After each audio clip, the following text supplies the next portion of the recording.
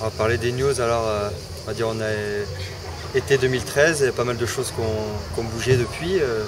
Ça reste un projet qu'on a commencé il y a quelques années et aujourd'hui ça va bientôt prendre forme. On sait que le tournage est prévu printemps 2014, donc ça fait du bien de savoir un peu que le tournage va être lancé sûrement aux États-Unis.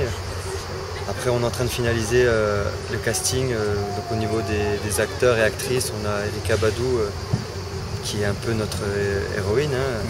Qui est une très bonne nouvelle, ça. Ouais. Oui, pour nous c'est super.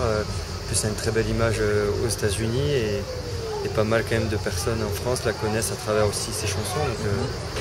Donc c'est plutôt un gros point positif. Après, on a aussi à débaucher un très bon acteur qui est Wes Blackwood, qui a travaillé dans Arnaque, Crime et Botanique. Je pense pour ceux qui ont des références cinématographiques, ça leur parlera. Et une bonne tête, quelque chose de marquant, donc ça va être très très intéressant pour le film, ça. Exactement. Ça correspond très bien au personnage. Et après, on a normalement un très bon acteur français qui est Gérard Darmon, que beaucoup de gens connaissent. Normalement, il y a un dernier rendez-vous prévu fin août. Mais en tout cas, lui veut en être.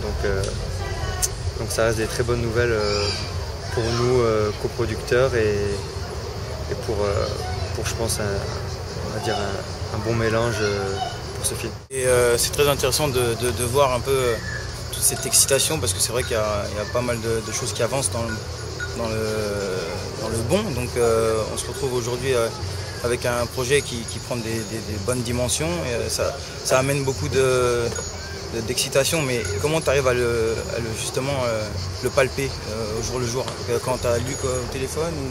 C'est très difficile de pouvoir le palper au quotidien, mais on va dire que c'est le nombre de rendez-vous, que ce soit avec Luc, Arnaud, toutes les personnes qui s'occupent du projet, toi maintenant. C'est en parlant, c'est en mettant des visages sur des personnages, c'est en ayant des dates qui se fixent, des projets, des plans de communication. C'est un peu tout ça qui va dire à la base m'intéressait, parce que en étant dans le sport au quotidien, on ne se rend pas compte de tout le travail qu'il y a autour d'un film. En tant que cinéphile, on a l'habitude d'aller, de prendre son billet et de consommer le film, et on se rend compte de tout le travail qu'il y a en amont. Et c'est assez excitant. À la fois, il y a quand même une petite peur, une crainte, parce qu'on ne sait jamais, le temps que le film n'est pas tourné, n'est pas bouclé. On attend aussi voir le travail de Luc. On est confiant parce qu'il est très très enthousiaste, hein. Il a vraiment envie, là. Il véhicule quand même cette énergie et tout, donc on espère plein de bonnes choses pour cette année 2014.